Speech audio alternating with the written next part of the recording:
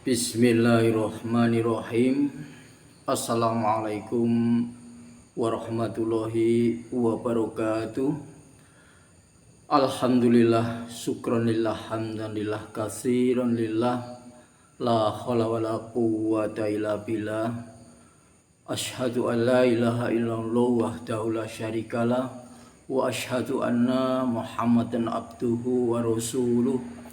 Allahumma sholli ala Muhammad wa ala ali sayyidina Muhammad, amma ba'du. Berjumpa kembali dengan saya Mbah Burhan. Seperti biasanya ada sebuah pertanyaan dari hamba Allah yang tidak mau disebut namanya. Pertanyaannya adalah sebagai berikut. Mbah, Syekh Siti Jenar itu adalah salah satu dari anggota Wali Songo. Kemudian beliau dianggap mempunyai kesalahan sehingga beliau dihukum mati karena mengajarkan manunggaling kawula Gusti yang dianggap sesat.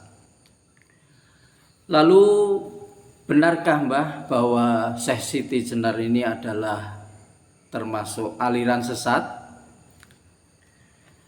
Mohon penjelasannya. Terima kasih kepada hamba Allah yang telah bertanya. Saya akan menjawab,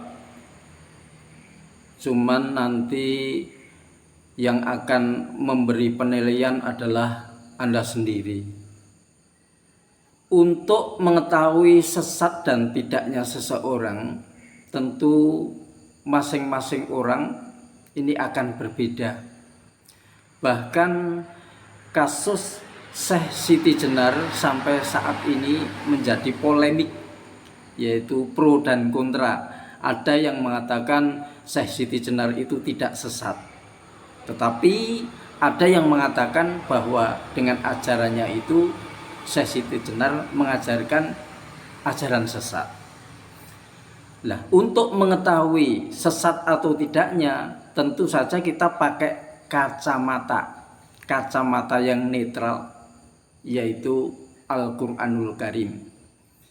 Bahwa Al-Quran ini adalah petunjuk bagi orang-orang yang takwa, petunjuk bagi orang-orang mukmin, orang yang beriman.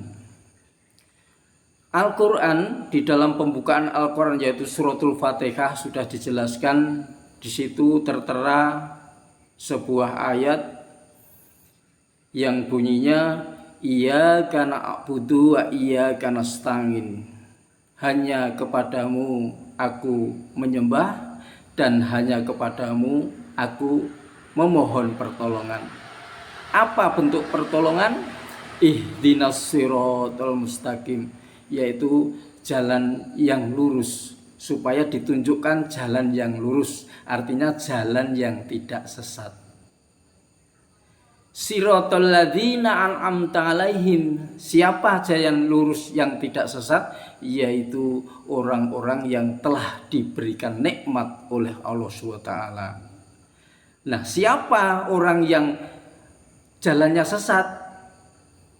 Na'amta alaihim ghairil maghdubi alaihim waladdallin, yaitu jalannya orang-orang yang dilaknat oleh Allah. Jadi di sini sudah jelas orang yang sesat dan orang yang berjalan lurus itu sangat berbeda. Jadi untuk jalan yang lurus, yaitu jalannya orang-orang yang telah diberi nikmat, ini tidak akan sesat. Siapa orang yang telah diberi nikmat? Di sini jelas bahwa orang-orang yang diberi nikmat oleh Allah, yang langsung dibimbing oleh Rasulullah adalah para sahabat radhiyallahu anhu. Kemudian siapa orang yang tersesat?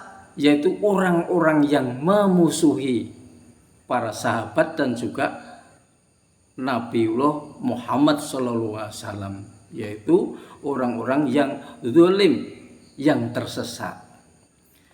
Kemudian ada ciri khusus. Orang-orang yang diberi nikmat oleh Allah itu ada ciri khusus, sifat-sifat khusus.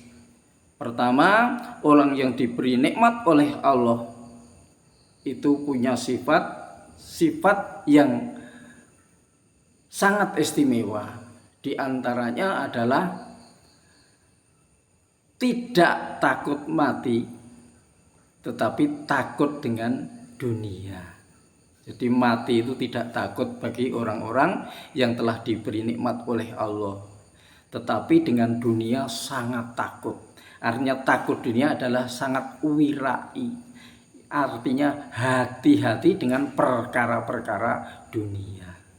Kemudian kalau dipanggil untuk berjihad di jalan Allah, untuk menyerahkan jiwa raganya demi agama, langsung berangkat. Inilah sifat-sifat orang yang diberi jalan yang lurus, artinya tidak tersesat. Kemudian siapa yang tersesat, yaitu tentu saja punyai sifat-sifat yang berbalik dengan para sahabat, yaitu cinta dunia dan takut mati. Jadi terserah kepada Anda bagaimana kalau diaplikasikan ke dalam Syekh Siti Jenar, peristiwa Syekh Siti Jenar. Ternyata Syekh Siti Jenar ini tidak takut mati. Jadi mau dihukum mati ini sangat ikhlas dan sangat senang karena akan menemui kepada yang dicintai, yaitu Rabbul Alamin. Kemudian perkara dunia, Syekh Siti Jenar ini sangat jauh dengan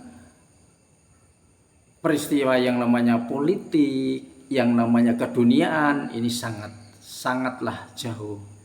Jadi Syekh Siti Jenar ini mirip dengan sifat-sifat para sahabat. Jadi penilaian terserah kepada Anda, apakah Syekh Siti Jenar itu tersesat atau tidak. Andalah yang akan menilai dengan kacamata Al-Quran.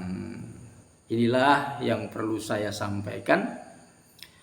Kalau ada salahnya, mohon maaf yang sebesar-besarnya. Wabillahi taufik wal hidayah. Wassalamualaikum warahmatullahi wabarakatuh.